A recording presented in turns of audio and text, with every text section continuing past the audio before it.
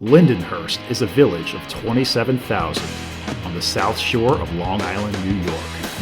These are the people who grew up there and their stories. Everyone I know is from Lindenhurst. Living the dream. Yeah. Central time zone. It's a whole nother world. Yeah. Everything's a little bit earlier. Like? Cold, and cold. How long have you been in Chicago at this point? Yeah, we moved out to Chicago 2018. You know, getting that time where the kids got a little bit ready for school, time to settle down. So we were here. How old are your daughters now? They're 8 and 9 years old, 18 months apart. Damn. Wild. Yeah, it's pretty insane.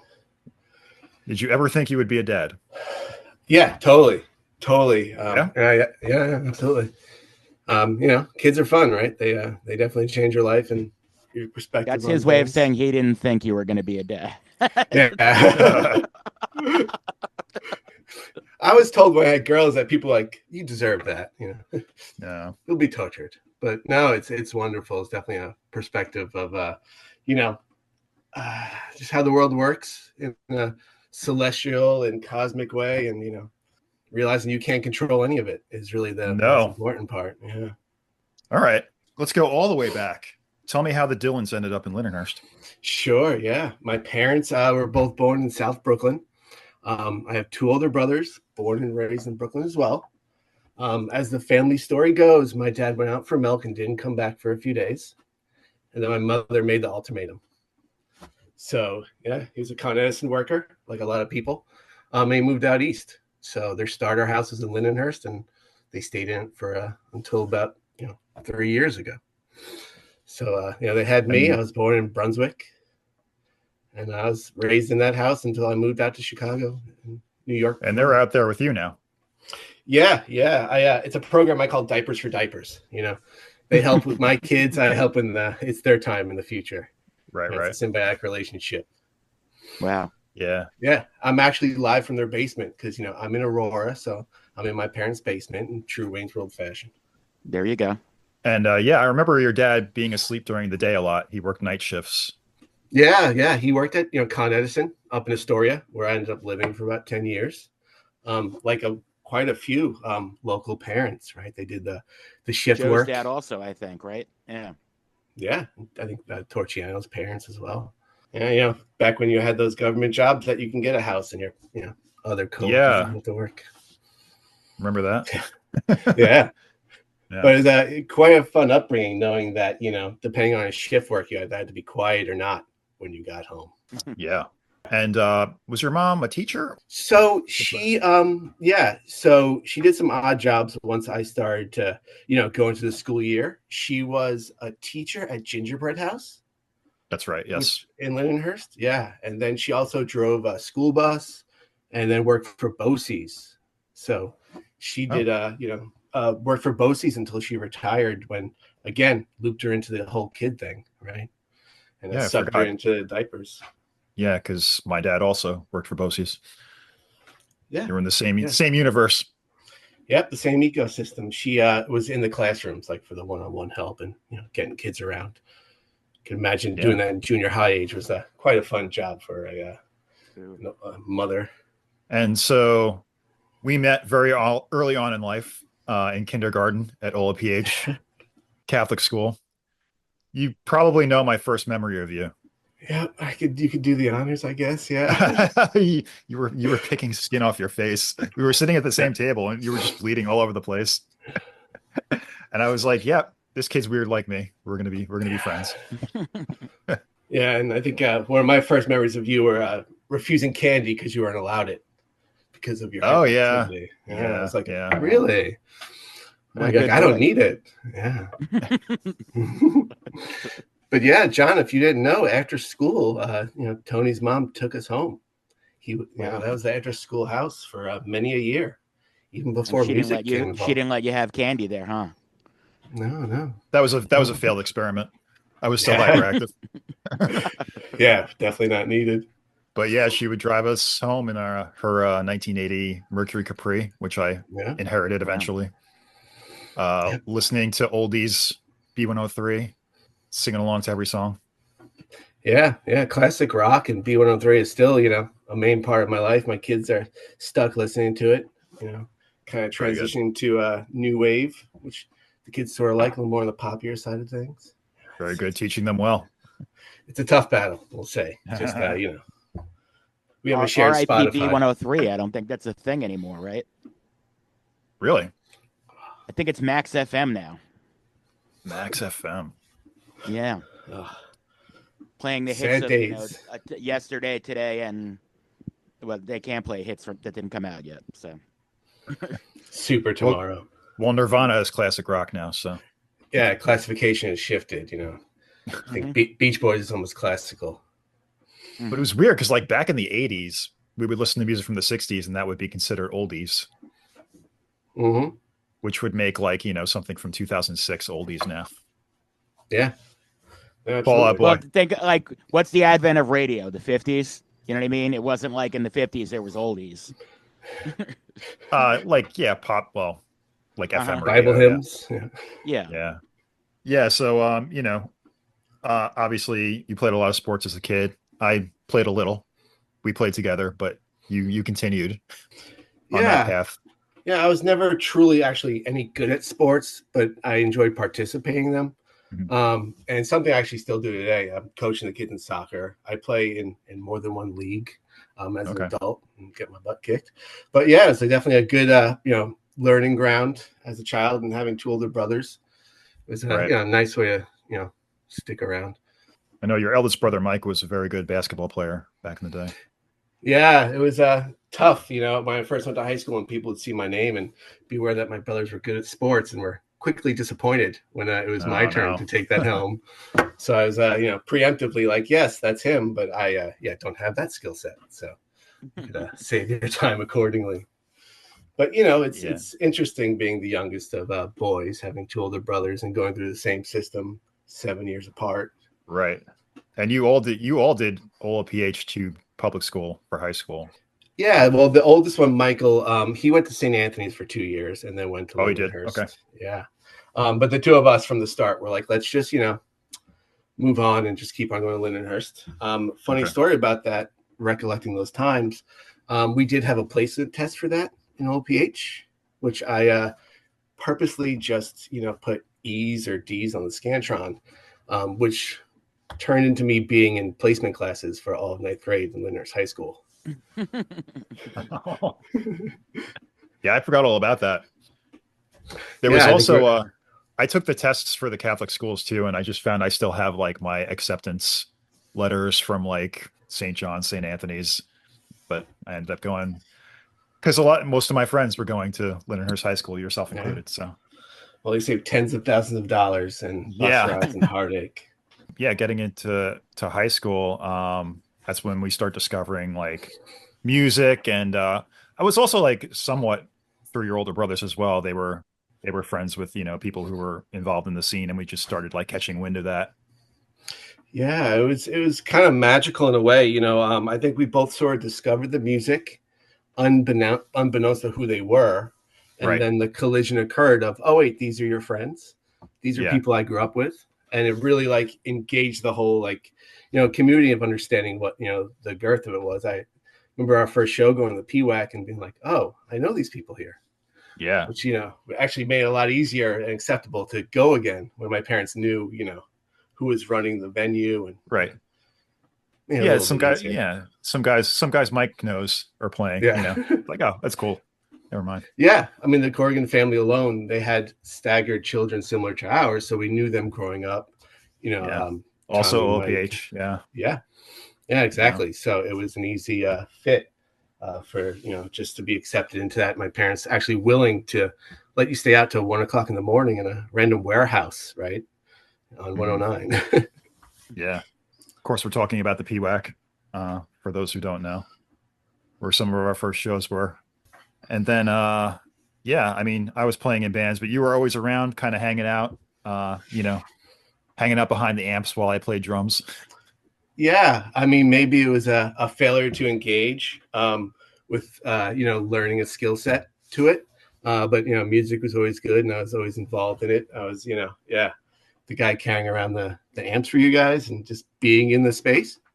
Yeah. Which, I think long term was fun to watch other people be creative in their own time and see people do things and really watch things flourish and be part of it, but not really fully engaged. Yeah. Also, I mean, you grew up on Delaware Avenue, which is where the Lyndhurst VFW is, and there were a bunch of shows there back in the day. Yeah. It's just interesting block to live on, being a one way full of accidents, but it was fun to have a pool in the backyard. Oh, that was clutch back in the day. Oh, absolutely. You had an in-ground pool with a slide. Yep. A lot of showers skipped for that. I'll tell you that much. Now, I don't know you at this point until you're 2 years into high school, but is there any culture shock going from a Catholic school to public high school, or did having brothers that were already in the public high school kind of ease that blow?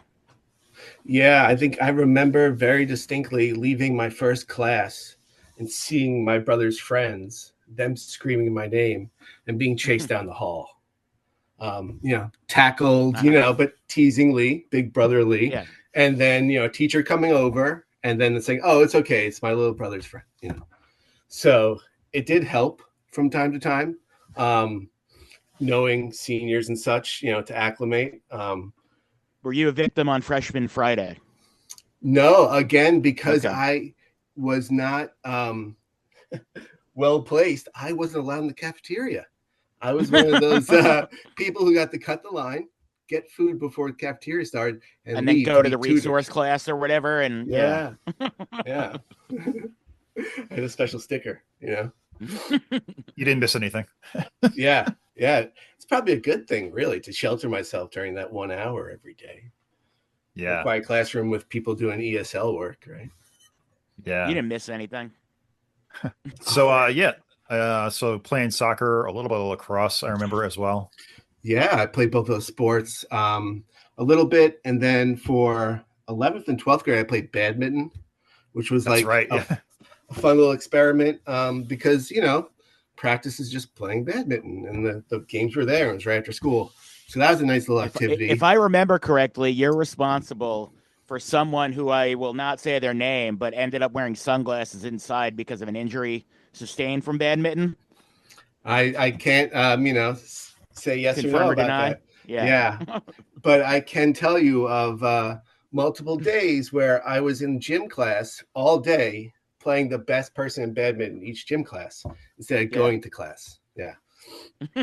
Caught a shuttlecock to the eye. Yeah. Well, yeah, it's tough business, But yeah, that was a fun sport to play because obviously leisure activity there. And so then college came, and obviously you're going to have to run and act a little harder. And so I skipped that completely and got a real job for a bit and shelved sports for the most part, except for softball, which was for the Knights of Columbus, now no longer there. Yeah, we'd go to Nassau because that's really where I started seeing you, because we got off of class at the same time and I wasn't driving at the time. So you would drive me to or from Nassau for like a semester or two. Yeah. Post high school, I first went to Farmingdale thinking I was going to be this construction manager. I was doing all that AutoCAD sort of stuff. Boom, 1 month in, I was like, this isn't going to work. I'm not enjoying the classes. Why would I enjoy the career? So I went the Nassau route for 2 years. Yeah, got that baseline degree. And then it was off to Stony Brook, which was nice, beautiful campus. Same thing, took some classes and realized I'm just spinning my tires here. Like there's nothing going on. Like there's nothing I'm actually working towards. So, So you never finished there? No, just had the 2-year degree from Nassau. And then I went to, find the real job, right? Okay. Did the corporate, not corporate, what do they call that? All the, state and local official jobs and tried to be Civil a train service, conductor. I believe, Civil service right? test. Yeah, exactly. Yeah. Okay. Went through all that fun. During this time, I also recall that you're the first person I knew that was a bartender. And Yeah. you were the first person I knew that bartended at the sports page, which was a big deal when, we weren't of age. Yeah. Yeah, that whole story. We can say this now because it's no longer open. And ironically, I bartended the last shift at the sports page before close. Really? That's so funny. That's the longest close I've heard. Yeah, I ended up because I was playing softball for the sports page. They were robbed. Yeah, They were ended up robbed of their Super Bowl pool money, and they said we're going to let people bartend to, raise money and get some stuff going. Guest bartending spots. Guest bartending. It was the week before between Christmas and New Year's, and it was like their busiest night in like 5 years. Yeah, and that's where I sort of caught the bug of being behind the bar, where it's like, your own little stage. Okay. Yeah. And you ended up doing that for quite some time. And really kind of going far with it. So tell us a little bit about that, about your trajectory as a barkeep. Yeah, it was a fun little ride. So I worked at the sports page a couple times. They wouldn't give me shifts because of my gender, right? They just wanted some girls behind there, which makes sense. Yeah. Serendipitously, my oldest brother was in New York City and had a friend who opened a bar. And he said, hey, I'll give your brother one night a week, which was like Sunday, at this bar called Foley's, New York. And it was on 33rd Street, across from the Empire State Building. Yeah. And I ended up working at that place for 9 years. So started off at one night and that was it. Yeah. And this is like kind of like no training at all. You were just like thrown in. Yeah, exactly. I had like, the old book, right? 101 Guide to Bartending in my pocket. And I was given this slow Sunday night shift. So it was like Jack and Cokes and mixed drinks. And then it progressed. I watched other bartenders kind of copy their style and learn to be more aggressive or assertive and learn things. And, we had that little book and make the drinks as we see fit. But this again is, 15 years ago, 20 years ago. So it wasn't before it's the mixology craze hit.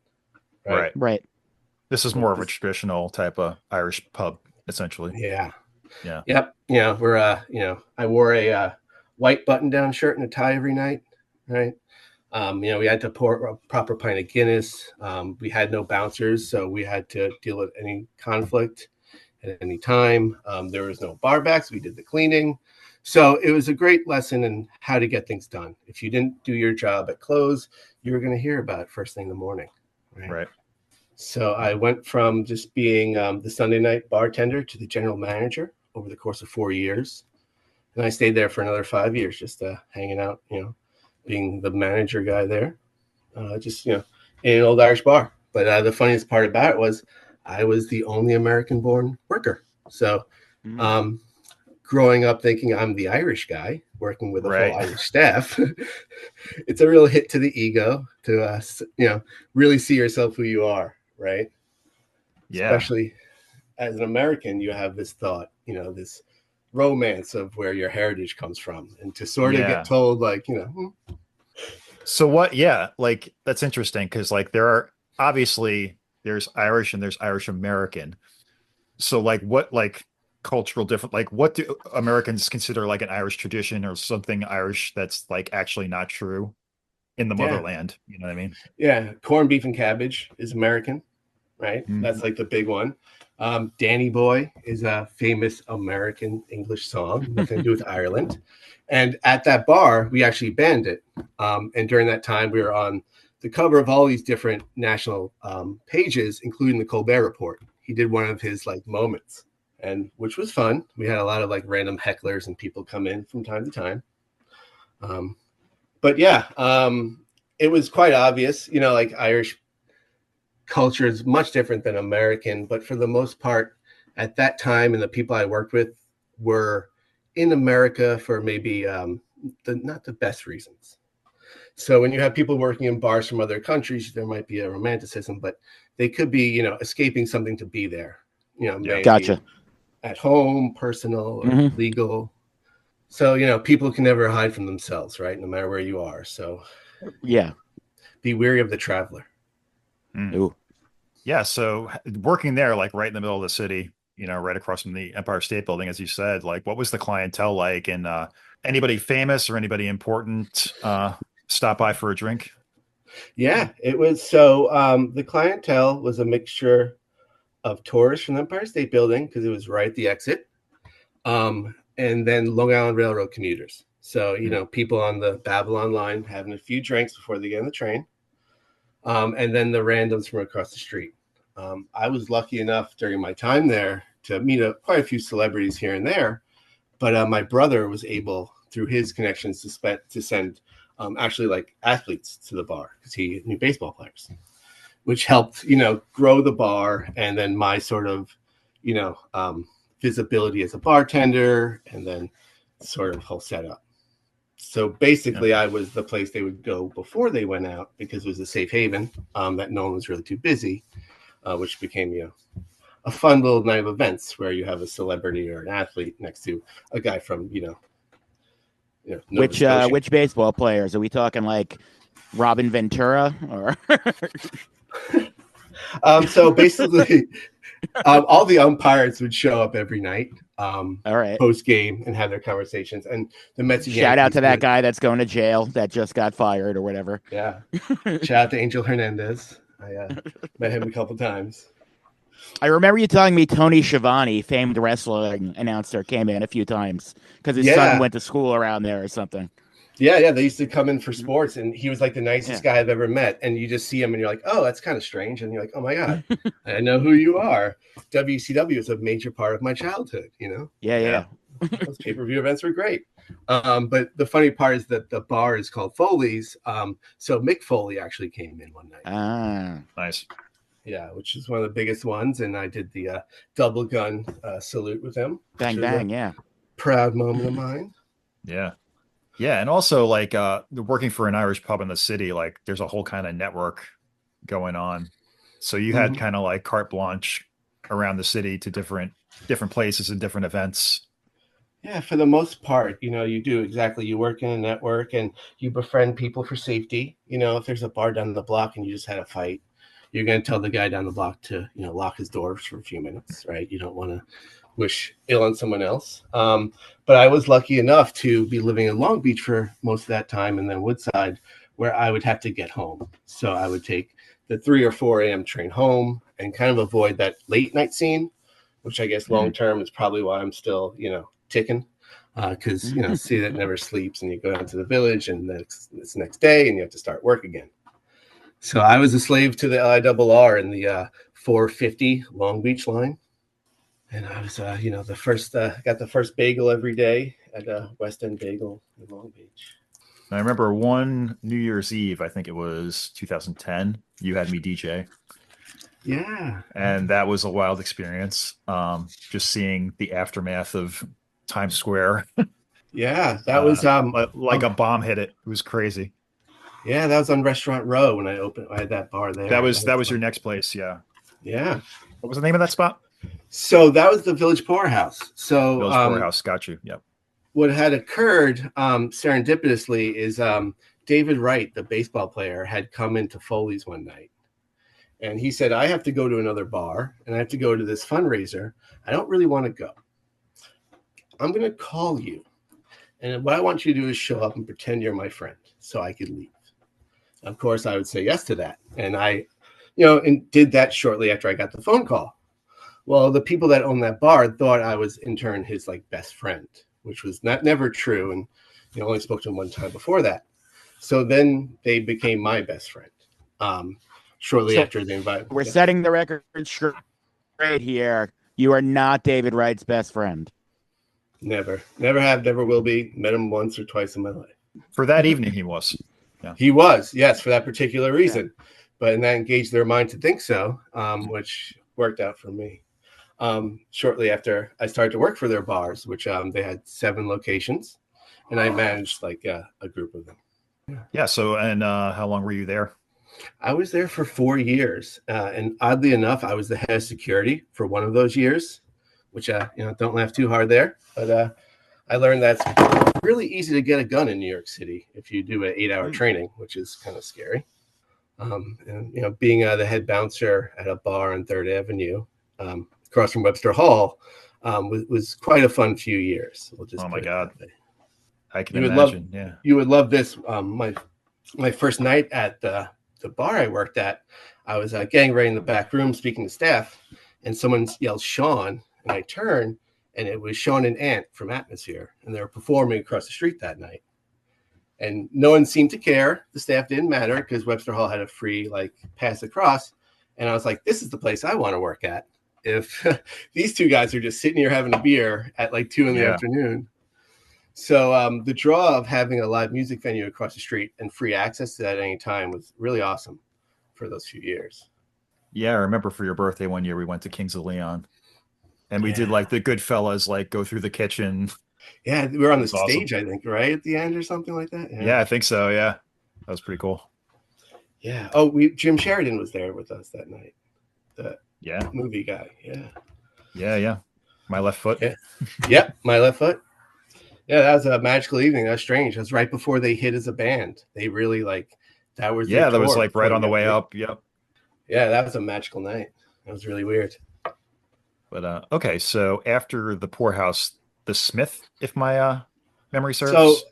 So I worked at a place called Smithfields. Smithfields. I think that the Smith is a different place, I think. Yeah. And so this bar was owned by a bunch of Irish guys. It was a soccer bar. So that was soccer in the morning, and also that New York Ranger Penn Station, happy hour crowd. Worked there for a few years. We got married there. You DJ'd the reception. I did. Yeah. And that was fun enough, and that was actually the turn to the 9 to 5 side of my life working there. Okay. So we had a fun turn of events. We had a Rangers playoff at the Garden, and our POS system, the ring up system, crashed where we lost all of our sales. And then we ended up through a whole lawsuit with the company and get a whole new system built. It was something that was super frustrating for me and the job and all this fun stuff, but I actually took it as a learning experience. And then following that, parlayed that into a job in that industry. So I was taking the real world experience and finding something technical behind it. And so you ended up working for, what was the name of the company? So I was working at the Smithfield bar, and I tried to get a technical job, got some training and all these things, and I couldn't get hired at all. So I took one more swing at the restaurant industry, and I worked at a place called Salvation Taco. And that was in a hotel called the Pod Hotel on That's right. the east side. Yeah. And I've been there. I didn't know that you worked there. I was the doorman for the roof bar for a summer. Okay. So that was the strangest place I've ever worked at. It actually it was the Spotted Pig Company of bar and restaurants, and it was their hotel. And I was managing roughly about 150 staff members in a 24-hour location. Yeah. Room service, 3 bars, cleaning, prep, all the fun. And just to backtrack a little bit, you mentioned your wife. You did meet her at one of your bars as a bartender. Yeah, absolutely. I was working at that bar, Foley's, and she came in with a friend. It was a slow night, and I started talking to her, and we, changed contact information. And then, she went back to London, and then Derek was performing there a week later. So Derek was able to get me tickets, and I used that as a parlay to see her again. So, use nice. My leverage of friendships. Sherman's definitely forever, in my good graces for that. Shout out Sherman. Yeah. And then from there, we dated transatlantically for about 5 or 6 years. Yeah. She's raised in England. Family is from Nepal. Exactly. Yeah. I was lucky enough to work in the restaurant industry while we were dating as the schedule maker. So I was able to make my schedule fit for hers, and her brother, who is, one of the kindest people I've ever met, worked for BA. So he was able to give me a steep discount, which helped. Very nice. Yeah. So every few months we would pick a destination somewhere in the world and meet for a few weeks. Yeah. So what, obviously dating and then getting married, I know it's a long involved process to have your spouse become a citizen here. So what was that like for you? Yeah, we thought of a few different routes towards the citizenship idea, and we actually went with the 90-day visa, the one from that silly TV show. Yes. Yeah. So it's always a cringe when I you would say those words now, like with the assimilation. Yeah. But we did exactly that. She came over, we signed the paperwork, and we were married from there. And then you just go through the process of citizenship. But I'm sort of like a sponsor, so we're a group deal now. So that's part of that fun. But we go back to England probably every summer with the kids to keep that. But she does have other family that lives out here. Yeah. So part of the deal of her moving across from England to New York was that I'd eventually moved from New York to Chicago. Her family lives in the same neighborhood as us in Aurora. Okay. So we're all in walking distance, and there's about 15 to 20 of us. Wow. So, yeah. So I, hang out with the in-laws pretty regularly. When their parents are in town, they're staying with us. So it's quite nice to be included in a larger extended family within a very short proximity. Yeah. And so obviously coming from a completely different culture, forget other Irish. This is this is Asian. Yeah. So what were some cultural hurdles you had to get through with her family?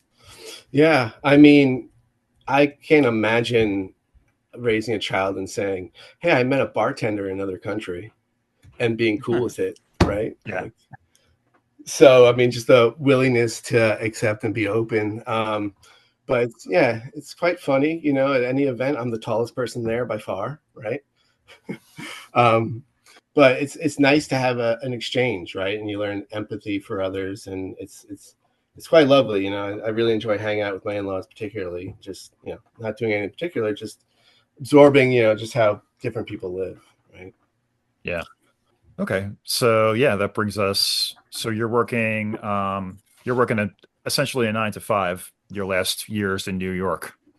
Yeah. So my last year's in New York, I then move on from the restaurants because I was just had enough of that hustle and bustle. And I was a POS installer for a company called Libro. So they actually built the software and hardware and install into the stores. So again, we should stress that stands for point of sale, POS, not piece of shit. Yeah. Well, it depends on how you take the system. Yeah. Where I work, they are pieces of shit. Yes. So exactly. It could go both ways. People will call it that while it's broken. Exactly. Yes. Yeah. So I'd be assigned a store or a business, and then I'd go there and build the hardware and software, install it, and train the staff. So I opened all the Eataly's in America. Those grocery stores. Yeah, there's one in Huntington, I believe. Yeah.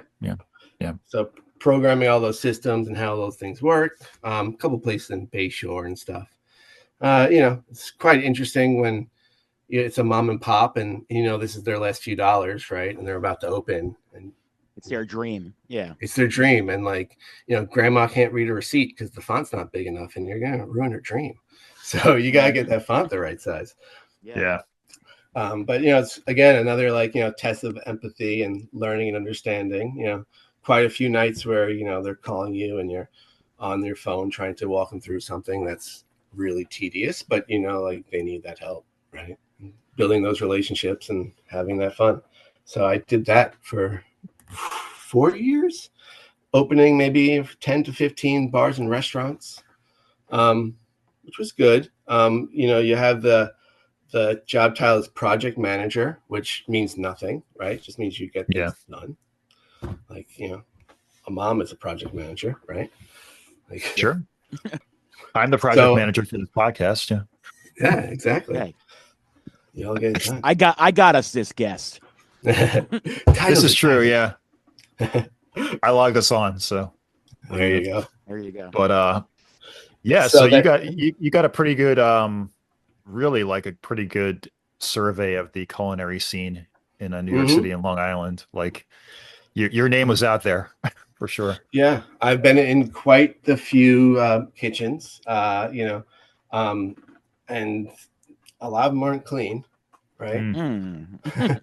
A lot of kitchen nightmares. Yeah, absolutely, especially when you're running wires and helping people out.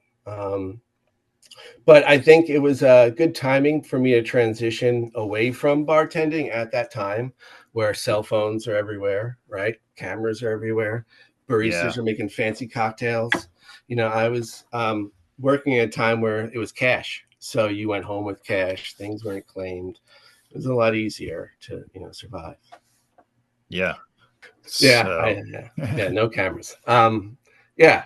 Thank God. So just a flashback to just, thoughts of things that have occurred in the past that if they were captured, it would be a different story now. Would be a problem. Yeah.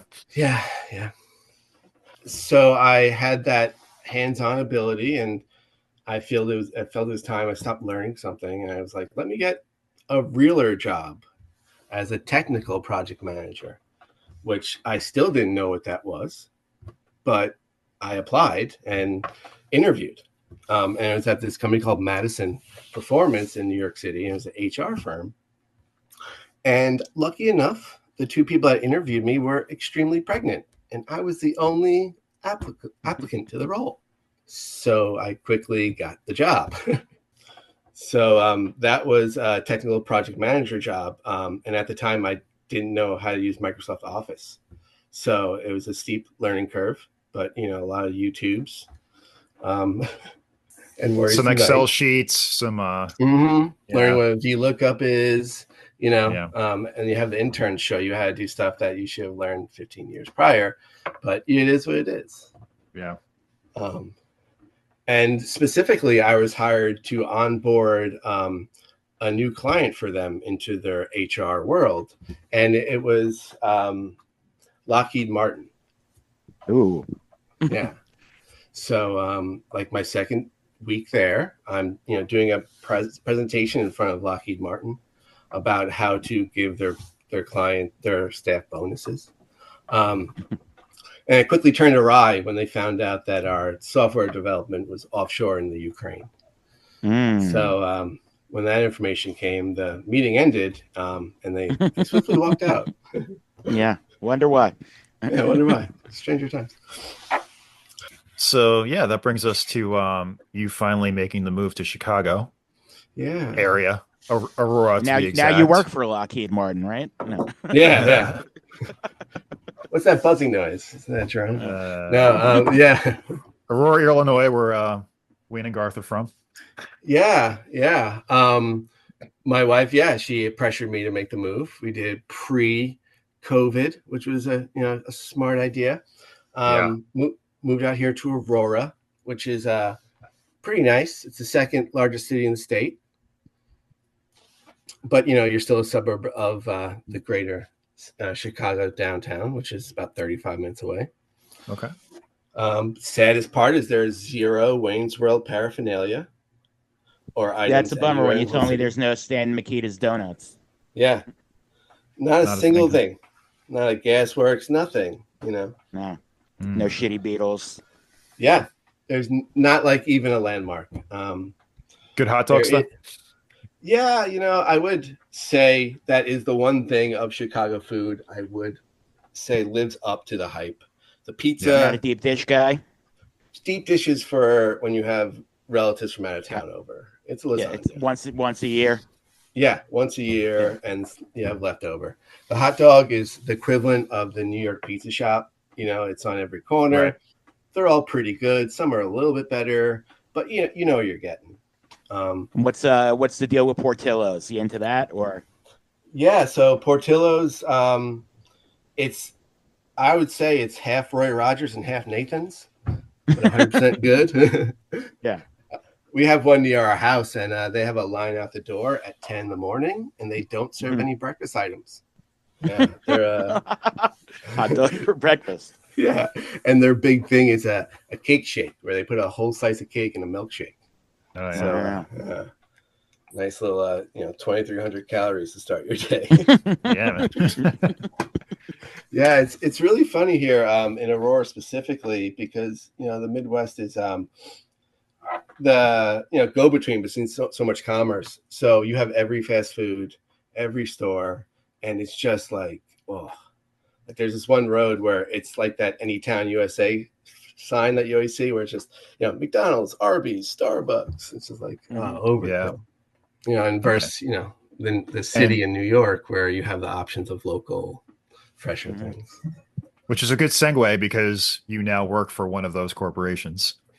Mm-hmm. Yeah.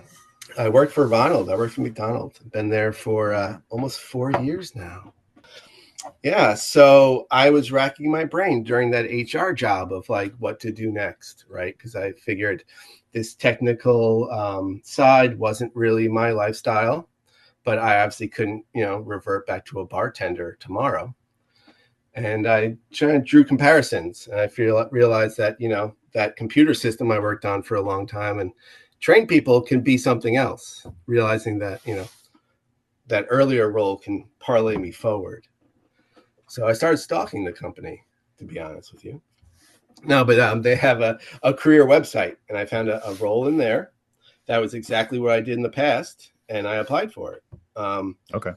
Heard nothing back, followed up 2 or 3 times, and then I went through the interview process there, and I was interviewed 6 times, which was pretty insane.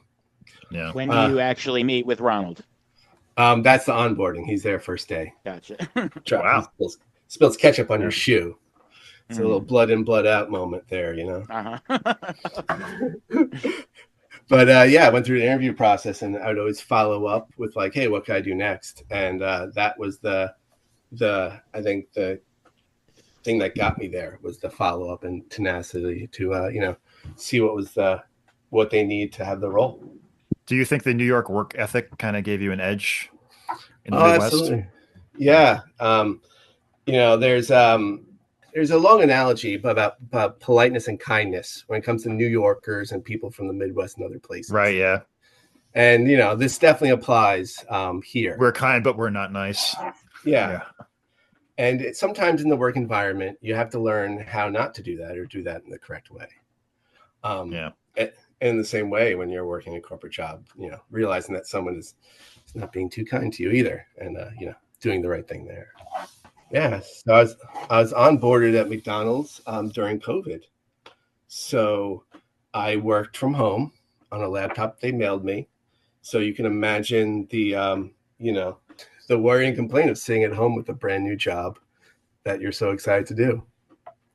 So it's a little bit of worrying and pacing in my home office. Yeah. And imposter syndrome really sinking in real hard as you're thinking, how is this going to work out? I have a corporate job with a huge company, but day by day and positive thoughts, get you through these things. And so you're kind of like on the forefront of getting stores automated, like fully automated.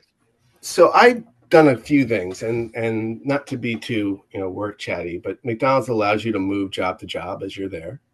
Okay. So if you like something that's interesting that someone does, you could be like, hey, let's do that. And you could apply and just transition to another role instead of them hiring someone else. So for the first 2 years, I was the POS release manager. So again, the point of sales company. Yeah.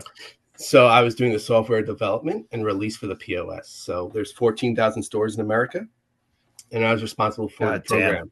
Damn. Yeah. Where does that rank them, like, as far as like fast food? So they're number 2 worldwide. I actually just heard this today. There's a Chinese company that's number 1. McDonald's is 2 or 3 maybe, and Starbucks is behind it. As far as those things go, Subway is 5, and I forget what's 4. So, KFC maybe 4. Well, so shout out to Doughboys podcast for giving me that information.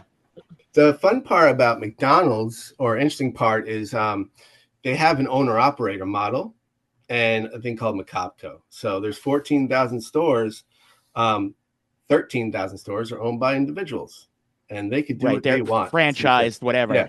And the other ones are corporate owned. Yeah. Yeah, exactly. So if you buy McDonald's will buy the plot, and then you build a store on top of it. So McDonald's is number 2 behind the Vatican for land ownership globally. Wild. Yeah, it's absolutely wild. And then when you talk about so it goes Jesus, then Ronald. Yeah, exactly. Yeah, there's always wild stats to get thrown around, but 1 in 9 people have worked at McDonald's. 1 in 10 people have eaten McDonald's in the last 24 hours. So pretty wild stuff. Yeah. You're the one in both of those scenarios, I would imagine, between us 3. Yeah. Low of average, just got to keep it up. Yeah, what's the discount like?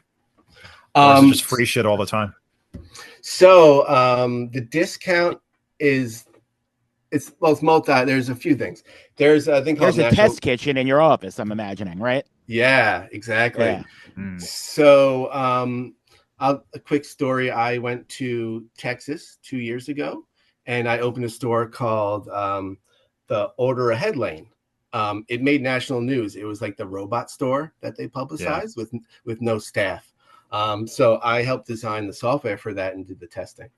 So I spent 2 weeks there in a car with an iPhone and Android. Just eating everything it made. Yes. Hell yeah. So I had to trip the geofence and then QA every food item. And I had to do that every day, every food item for 2 weeks straight. From platform to platform, from iPhone to Android, back and forth. Yeah, making sure that they trip the geofence and then insert into the screens and then are made properly with the timing to get there. And then it's the conveyor belt coming down. Are you the only one doing that, or is there like a team of two or a handful of people doing that? There's like 2 other people in the car, and then there's a person in the store with a walkie-talkie. And you're like, okay, I'm going to drive across the street. And they're like, all right, we see your order. We'll do apple pies now. Yeah. Yeah, exactly. The highlight was like the last day I had a giant bag of food and like 4 kids like stoned off their heads were walking by. And I was like, hey guys. And it was, $200-$300. You're never going to believe this, but I work for McDonald's. And yeah. Yo, got bro. some fresh Big Macs and boy toys ready for you. Every stone teenager's dream. Yeah. He just looked around for like 30 seconds for the camera. Are we getting punked? Yeah. Yeah. And so that was quite fun. Yeah. So I have to ask, did you know that the Trump thing was going to happen in Pennsylvania? So they didn't. He know set it that. up. Yeah. He sent them there. Yeah. I was the guy in the drive-through. No. So that's the owner operator again. So someone reached out to the owner operator. And then our corporate office found out with like a half an hour because they closed the store. And then we find out when the store's closed. And then after that, it was all like, sideways. But it's quite interesting how, McDonald's is woven into the fabric of everything. Seriously. Right? How many billion served at this point? Yeah. They have that whole thing, right? Like, and then Kamala was trying to out McDonald herself or whatever. They had this whole like back and forth because she was a crew member as well. Right. Yeah. Like she actually worked there. Yeah. That's some shop talk right there, though, huh? Crew member. Yeah. Crew member. But so I work at MHQ, which is their headquarters, and it's in an area called the West Loop of Chicago, which is kind of Union Square-esque for comparison. And everything is done in that building, from software to commercials to product development to sampling and testing. Do you hear a lot of ba-da-ba-ba-ba? Oh, I do it. It's not to be, I'm lame, but there's stuff everywhere, there's all slogans and, if you wear a staff shirt, it's the same as being dressed. So like I could, wearing a McDonald's shirt's better than a button down for a day. Is it like Google where they have like a lot of like team activities and like just a lot of like amenities for their employees? Yeah, it is. So the bus gets us from the train station and it's wrapped as a giant French fry with dipped in ketchup, and it says like like McDonald's, like some slogan. You go down the hamburger highway to well, you beat me to it. The main building is called Hamburger University, where they do the training. Yeah, everything's branded to the hills. You graduate magna cum ketchup at Hamburger University. There's a giant sign that says ketchup in my veins when you walk in the door. Like, it's like so cheesy, but it's great. After that trip to Texas, I bet there was. Oh, yeah. And oddly enough, I had every menu item and it didn't change what I liked. I didn't like anything new. Like it was still what's your jam?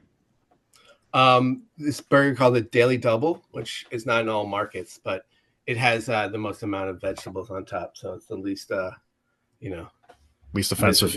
Yeah. Shitty. Yeah. The most tomato on it. Can you dispel some myths for us about McDonald's here? Is the fountain soda actually better out of McDonald's? People say like a Coke from McDonald's is better than anywhere else. Do you agree with that? Just the Coca-Cola is better. It actually shows up in a different container. and they have a different Gotcha. system. So Okay. Coke has like 5 or 6 different formulas. You have classic and caffeine free. They have their own McDonald's line. Gotcha. Yeah. Interesting. You've The answered this question for me privately, but for the listening audience, what's the deal with the ice cream machines? At a high level, the company that built them, it's a very nice machine that you have to do maintenance with all the time. Right. And people don't do that maintenance. And Gotcha. there's actually a website and a lawsuit of a guy who built an API to check what ice cream machines are down across the whole country. And it's a heat map, and it tells you how long it's been down and the last That's reported hilarious. thing. And he's just a random person. When you say there's a lawsuit, is that against him or Yeah, because he's McDonald's is suing him for defaming them based on that? I believe it's the vendor of the ice cream machine or something like that. Yes. Because Okay. it's privatized information made public or something. Gotcha. But Speaking of lawsuits, I was going to say the coffee for a big chain is pretty decent at McDonald's. Well, I'll tell you. What I've been told is in Canada, McDonald's is the place to get coffee because their coffee is roasted by the people that used to roast Tim Hortons coffee there or something, and it's different than it is in the U.S. So it's better coffee in Canada. This is from a Canadian I used to work with. Yeah, I've done quite the research into coffee, and it's insane how much sugar people request to go into it. Yeah. Like I always thought, Starbucks. You don't got to tell me, but and I'm diabetic, so yeah. Yeah, it's like 20 sugars. Your breakfast would kill me. Have a nice day. Yeah. Have some coffee with your sugar. Yeah, and to go back to that point of what they look at McDonald's as competition, it's just Starbucks that they actually have as a competition in the States. Yeah, and they have like dedicated McCafe places now. Yeah. Right? Yeah. So all over Europe, the model is more of a lounge with better coffee drinks, a couple of pastries where people are just sitting around with Wi-Fi. There's stores across America that have that, leather couches and like gaming tables and stuff, because no one's going inside a McDonald's. You might as well like attract someone, right? I honestly, I went inside a McDonald's for the first time in decades recently because the line was very long and it was a mobile order. So I just went in and took it. I'm like, holy shit, this place doesn't look anything like I remember it looking like. Yeah. Yeah. What happens when you own a store? You're forced to remodel every like 20 years. Every X amount of years. Yeah. Yep. And that also goes into all the, when you see these complaints about how staff are being their pay rate at McDonald's. It's actually just these one-off owner operators that are good or bad or setting prices. They closed all the ones in the Thruway a couple of months ago due to some issues there. Oh, wow. But it's quite yeah. So we have a test kitchen on our second floor, and every once in a while I get an invite to come try coffees, and then vote about the flavoring and what I could think would do better. So find a good fight, and same with the sauce flavor battle. Trying my best. So this is how our interview came to be. Our mutual friend Joe Ciotto texted me, and he was like, yo, does Sean Dillon work for McDonald's or is he fucking with me? Because he told me that snack wraps are coming back. Yeah. And I don't know if I should believe him. Yeah, it's true. They're coming back. Yo, And I was snack like, I wraps don't were know. legit. Yeah. Yeah, they're coming back. Yeah, I had one probably way last more week. expensive than they were. They were like $1 back in the day. Yeah. That's Nothing's a funny $1 thing. anymore. No, yeah. Nothing. There's no dollar menu. Nope, there's like $1 soda. That's about it. But yeah, the snack wrap is coming back. I could confirm that. It's being tested in a bunch of stores in Chicago. And it actually went away because people weren't ordering enough other items with it. They weren't ordering the fries, instead when nuggets would come fries. So it was actually a smaller typical total. So the owner operators got rid of it. And due to all the internet, rabble-rousing of people throughout the years, they finally decided to bring it back. Does McDonald's do the same dumb thing with Taco Bell? Like where Taco Bell will be like, you remember this thing from 5 years ago? Well, it's back for a week and a half.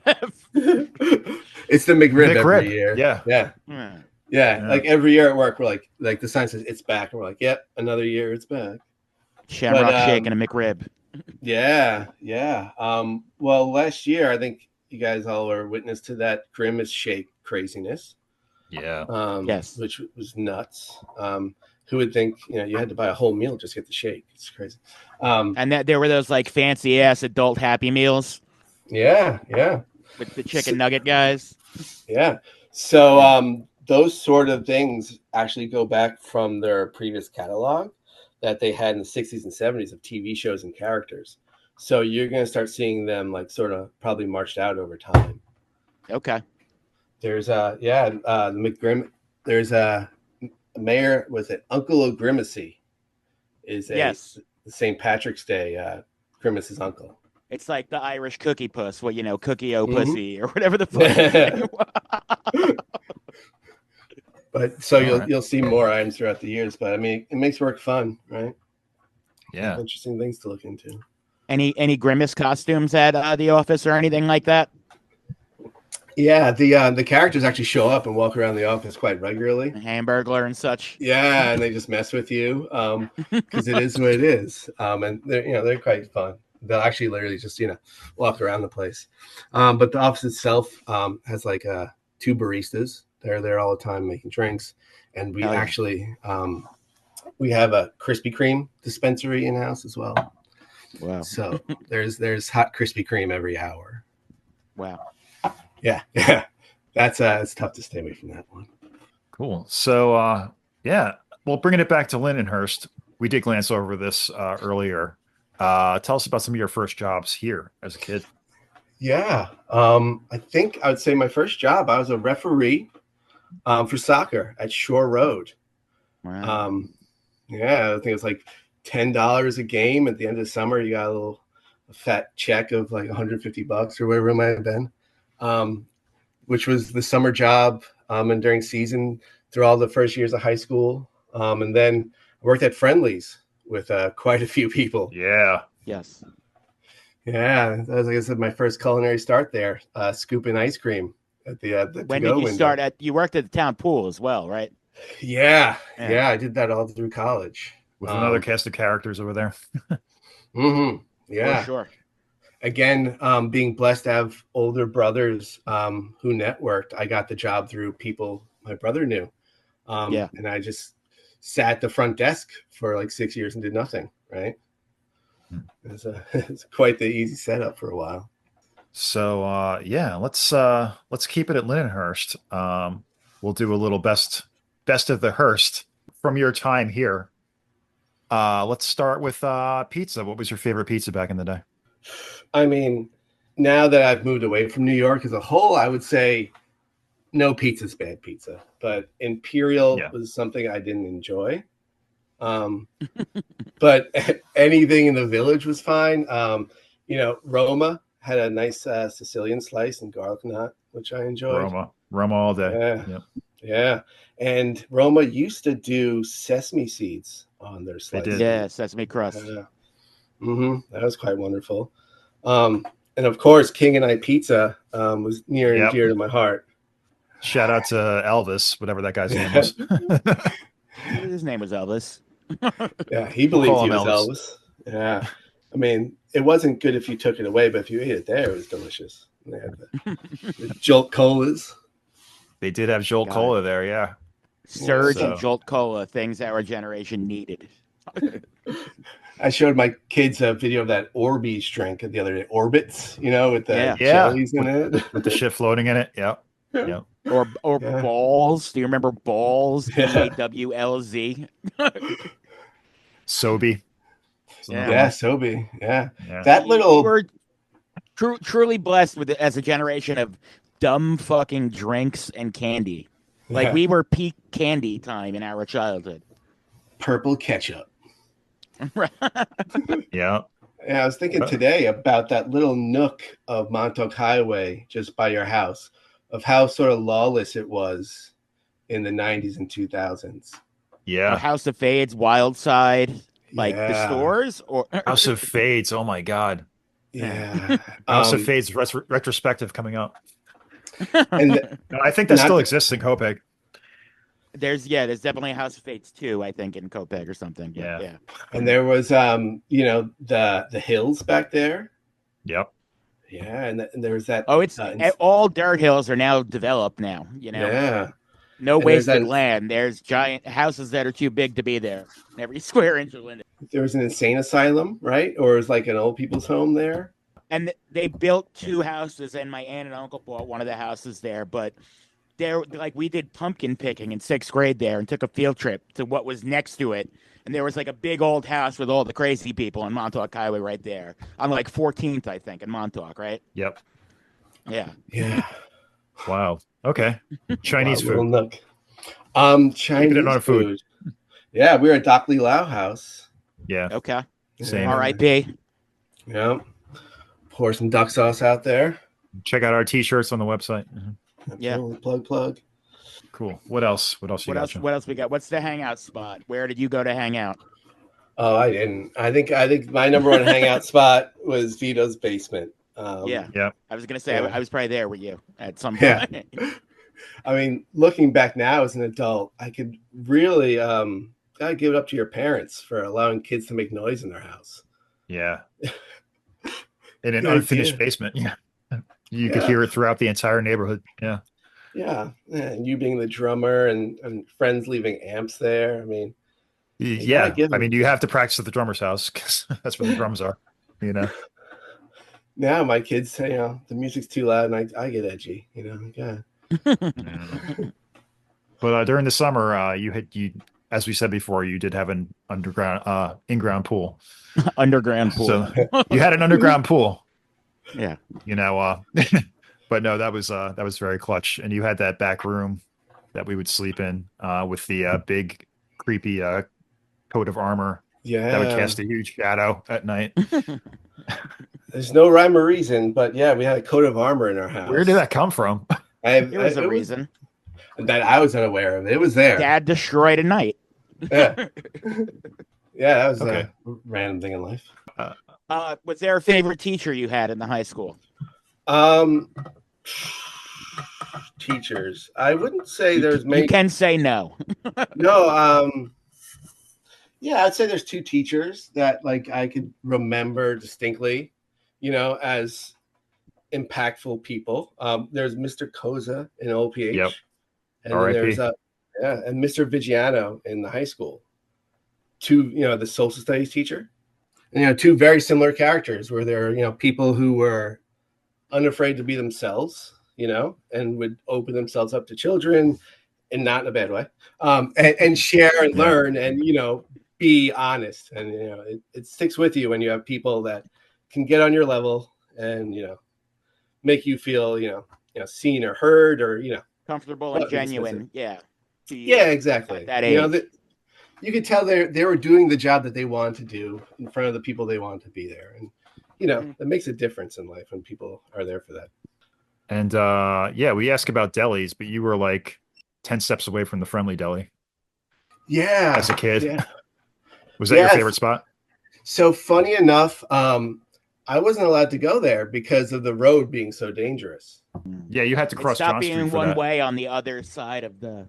Yeah, street. I was Yeah. the first one-way block. So quite often we would hear accidents like on our street. So we wouldn't go there often. My brother worked there because he was older, but I wasn't allowed to walk there freely. There was that deli on Wellwood over, past the park out. Kurt's Deli by Yeah, the Kurt's, pizzeria. Yeah. Yeah, Still there. That'd be a good one. Yeah. No, you wouldn't know this because no one in your family lives on Delaware anymore. But recently, they've changed it so if you're going on Hoffman from going east from like Center Avenue along the train tracks towards Delaware, you have to stop now at I think maybe it's Fulton or Green and go around to the next block so you can't go straight to Delaware to make the left under the tracks because there's too many accidents. Yeah. So they created a traffic barrier there. I've gotten to 3 accidents, just in that little neighborhood throughout my earlier years. not fun, right? People trying to get between two major roads in a rush. It's not good. So we didn't play in the front yard a lot, but we were, blessed enough to have a pool. So I was in that thing all the time. And then childhood, I was at, Fireman's Park. Yeah, for a little bit I did that pool. And also I think I'd say my hangout was probably like the youth center, because both my brothers did work there for a stint of time. I recall when I first met you, the van was in your driveway all the time. Yeah, the LYC van, that was always at our house. Johnny the Hammer, and that's all I'll say, right? Someone's blushing somewhere. Okay, so back to music. Favorite band, Lindenhurst? Favorite band, that'd be tough. I would say Silent Majority, just for what it stands for, seeing people that were a few years older than you producing something of quality and, admirable moral value and, something that you could hang your hat on, really was inspirational still to this day of, kind of what we grew up around. It's, foundation block for who we are. And they were singing about our town. Yeah. I will say you got me into Neglect. Yeah. I mean, Neglect is still a favorite of mine. Yeah. Along with Mind Over Matter. On the daily mix, I still have pretty much the same playlist. Riding the big French fry, listen to Neglect. Yeah. I try to weave song lyrics into meetings that no one understands. Good. But I'm gonna drop a strength through unity at the end of a call. No one really gets it, but fuck life. Yeah. Or what's up, Dr. Shays? And yeah. One of Silent Journey lives near you now, so they should probably book a show there so you can go see them. Yeah, there you go. Well, I will be in town for the Weeble Wobble concert. Oh, hell yeah. Yeah.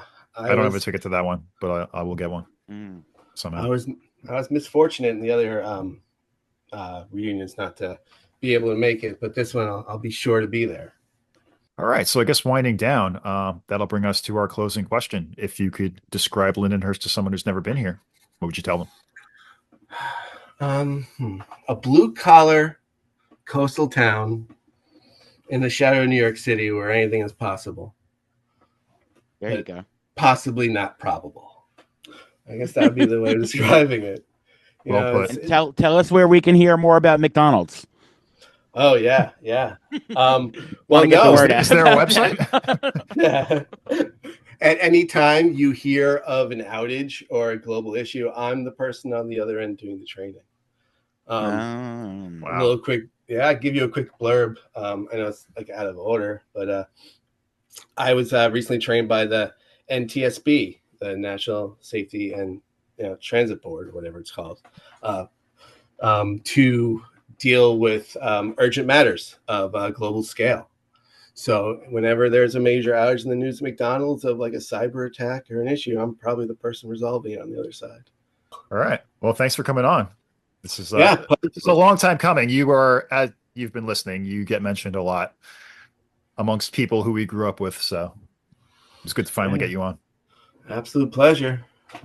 We'll see you in. I'll see it. I mean, we'll see you in 4 weeks, whenever that Silent Majority show is. Yeah, I gotta book my my flight soon, but I'll definitely be there. I might do a red eye both directions, but hell yeah. See you in the pit. Everyone I know, everything I see, everywhere I've been, it means so much. You meant so much to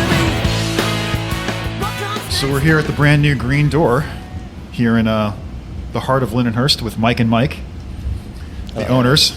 Thanks for having us, guys. No, thanks for coming. Thank you. On the eve of your grand opening. Yes. So before we get into the place itself, just give us a little bit of background on you guys and how you came up. Okay. My name is Mike McNamara, born and raised in Lindenhurst. I started working in restaurants when I was around 15 years old, so kind of been my entire life. Started as like a busboy dishwasher kind of thing, worked all the way up to management and now owner. So it's pretty cool that I get to open something in my hometown, just to keep it, the town, keeps going forward. Okay. What part of town did you grow up in? South Lyndhurst. So I grew up on South 7th, so right Not off. not far Hoffman. from me. Yeah. Yeah. Where'd you grow up? Walnut. Okay, nice. Yeah. Yeah. Cool. And what year did you graduate? 2011. Okay. A little bit younger than us. Yeah, just a little bit, maybe. Cool. And so, what places were you working before?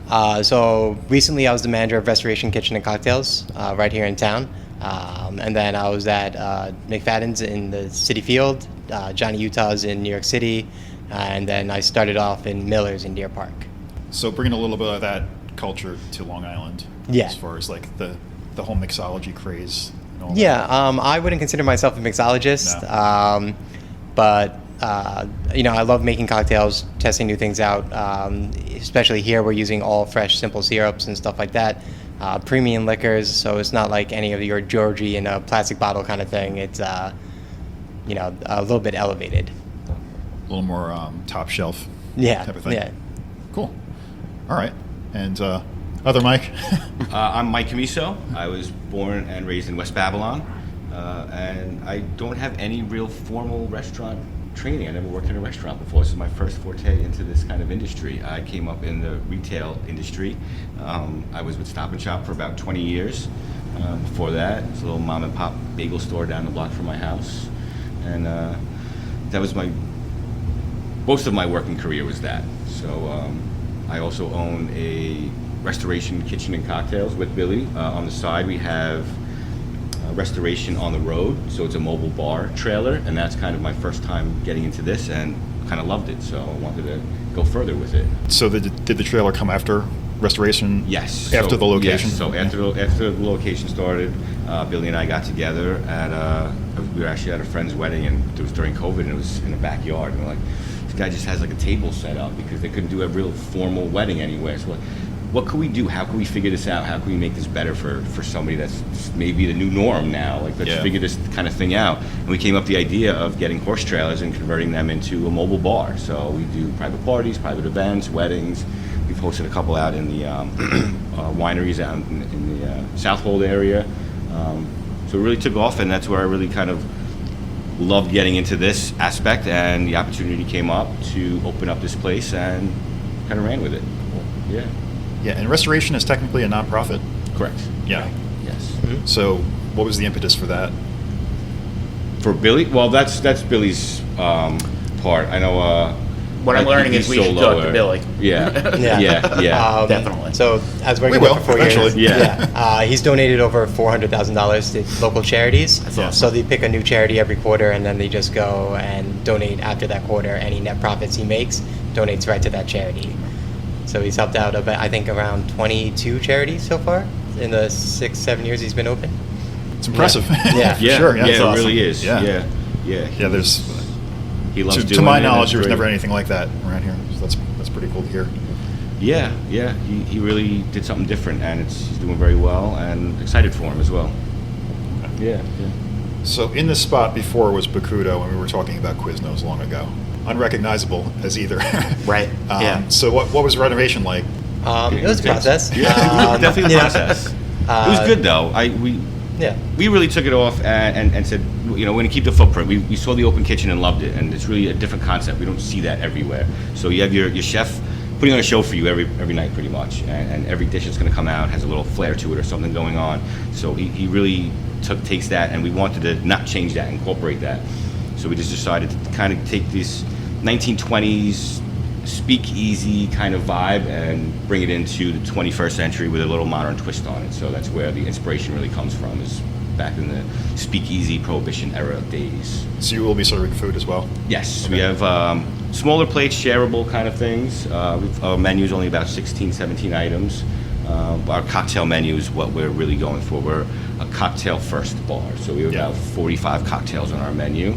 But it's not overwhelming. Everything's broken down by spirits, and you can really deep dive into it and see what you like and the flavors that you like, and come up with a great cocktail that you can enjoy all night long. What are some of your personal favorites that you've... My personal favorite is the Fire and Ice. It's a jalapeno tequila with cucumber puree. It is with a tahini rim, and it is actually incredible. It's not too spicy. It has a nice cool after with the cucumber in it. It's a great drink. I love that one. Are you a Game of Thrones fan? I am not. Okay. Well, I shouldn't say that I'm not. I haven't watched it. The name Fire and Ice, that's like the name of the book. Oh, okay. Yeah. Okay. Yeah. Never mind. Okay. I don't know if that was the inspiration for the name of it, or No, it kind of just, honestly, I didn't even put two and two Yeah. together. Yeah. Like, no, and then we have this like bourbon coffee drink. So it's coffee liqueur, Great Jones bourbon, which is the first distilled bourbon in New York City since Prohibition, and you froth heavy cream with it, and then it's like a coffee drink, but a little bourbony. good, Yeah. pretty delicious. Yeah. Something I would like. Yeah. For sure. And I'm not a big bourbon guy, and that one I actually enjoyed that one. So yeah, even for you guys that aren't bourbon drinkers, you might try it and like it. Yeah. So it's good. So yeah, you mentioned now on your social media, you posted up a lot of like, what was that, Bologna John's, the old speakeasy in town.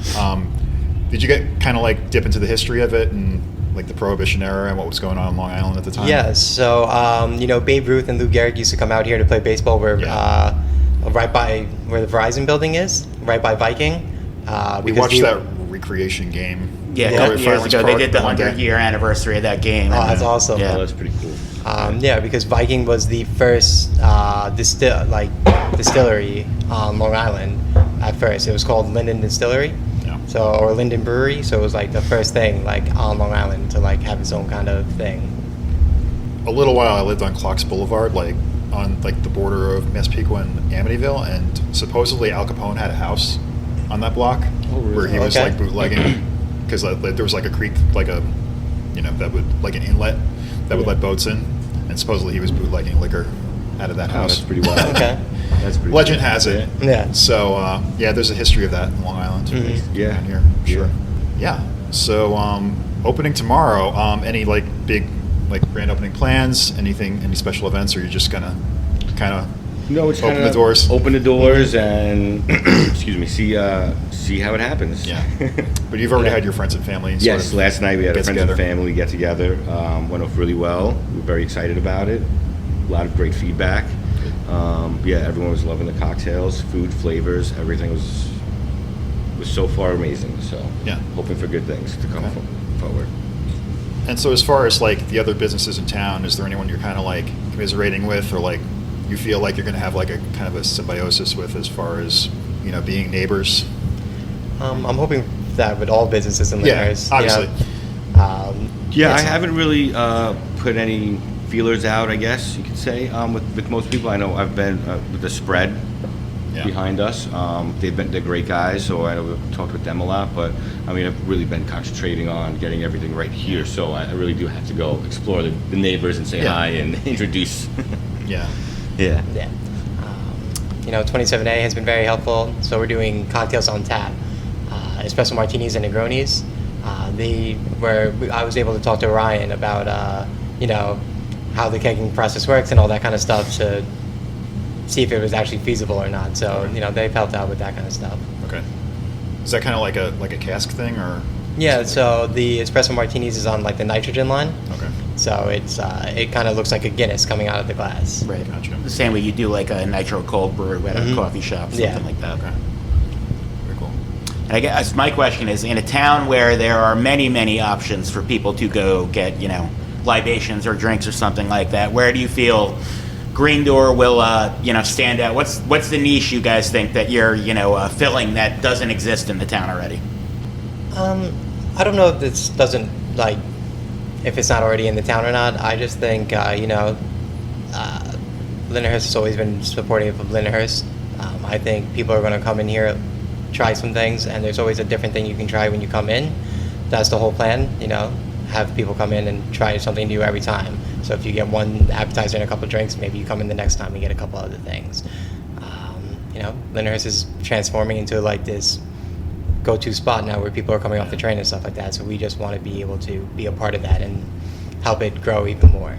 Yeah, absolutely. Mm-hmm. And as far as we always ask our guests what other type of things in town, what other food and stuff that they enjoy, pizza.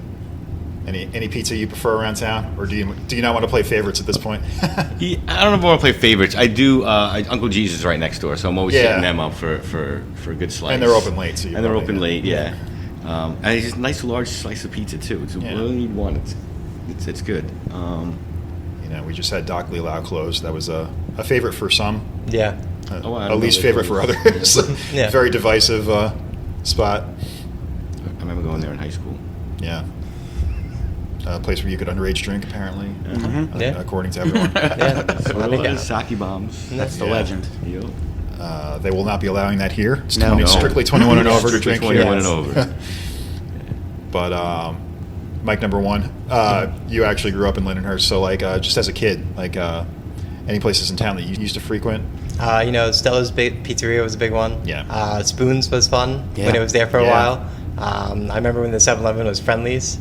Yes, of course. Yeah. But other than that, it was like going to Fireman's, playing over there and stuff like that. Yeah. It was nice when it was around, but also, what was the burger place in town that's now Hermana's? Top Bun. Top Right? Bun, that place was great too. Yeah. Yeah. Yeah, a lot of things have come and gone. So just let everyone know where they can find you, on social media and whatnot, and anything cool to expect in the future. Sure. So we're at Green Door Lindy on Instagram. Our website is The Green Door Lindenhurst. .com. Things in the future. Things in the future. Maybe we want to do a program of a drink of the week. Maybe put out a secret word on Instagram and stuff like that. And then people say that word to the servers and bartenders, and then they get a drink in a fancier cup. So that's something we kind of want to do. Would you ever have anything like live music or live entertainment? We are looking to do a one-man band kind of thing up at the front. So we are thinking about that. I don't know exactly. I think we want to get our feet wet and kind of get it running first, and then see where things take us. We really don't have any kind of limits, really, to anything. Yeah. So as long as we're well receptive in the town, we'll give back and do as much as possible to make sure everyone that comes in has a great time and great food and great cocktails. Very cool. I mean, I should have asked this before we wrapped up, but as far as food goes on the menu, if you were somewhere to come in here and ask what's your favorite item on the menu, what would you tell these people? Well, my favorite item is the short ribs. It's quite a big piece of meat on the dish. It looks good, tastes amazing. Fork tender, you just pull it right off with the fork. You don't even need a knife. Great. I mean, our chef Aldo comes up with these flavors. He just packs it into the meat, and it's savory. It's delicious. You want more of it. So that's one of my favorite ones. The grilled oysters are also incredible. 3 different sauces on them. One's pork belly based. One's chimichurri. And a hot honey butter, and it is just they're crazy. They're good. And Lindy, Mike? The grilled wings are fantastic. It's a chipotle bourbon sauce that they toss on the wings, and then also the peach and burrata wedge salad. Okay. Yeah, something a little different. Yeah, the peach burrata one. That was. So is Chef Aldo somebody you knew from prior? Yes, or Chef had a reputation Aldo. around? Yeah, he actually works at Restoration and Kitchen and Cocktails. Okay. He was with Billy close to the start, right? Yeah. And he's just been. He's an incredible chef. He's one of those people that you could just talk, and he has such a passion about cooking and such a passion about showing his flavors and wanting to present them to someone and see their face and their expression after they put that first piece of meat in their mouth, or that French fry, whatever he's coming up with. It's just, he loves to see that, and he just wants to do more and more and more. So he's great. And you're just keeping it in the family with everybody involved. Yeah, definitely. Very cool. I mean, I've known Billy for about longer than I want to say, but we went to high school together, so it's been quite a long time. He's a great guy. Yeah. All right. I guess we'll wrap up with the same question we ask everybody at the end. If you guys could describe Lindenhurst to someone who's never been here, what would you tell them? You want me to go first? Go first, man. You're the native. Get the Lindy guy first, and then the Lindy cousin next. Yeah. Lindenhurst is a town that the community supports the community. I think the saying was once a bulldog, always a bulldog. which is very true. The more that you're in this town, the more you see it. This town's very passionate about Lyndhurst, so the more that this town grows up, I think it's going to be great. Somewhere you can go have a drink, bounce around, and try to do a bunch of different places. So What's Babylon like? I would describe Lindenhurst as like an uncut gem, I guess, where it's really coming into its own. It's a different place. You have the places like Huntington and Babylon that have been established and everyone knows them, and everyone, but you come here and you're finding different things to go to, different places to go to. You have a great wine bar down the block. You have a great Spanish place down the block. You have a great sports bar down the block. They're really, really coming into their own, and this town is really exploding and doing very well, and excited to be a part of it. An uncut gem. We are the ugly duckling slowly turning into the swan. Very cool. Well, thanks so much for having us, guys, and Thank you. best Thank of luck you. with the opening. Thank you. Appreciate it. Thank you. Thank you very Appreciate it, much. guys. Thanks for coming.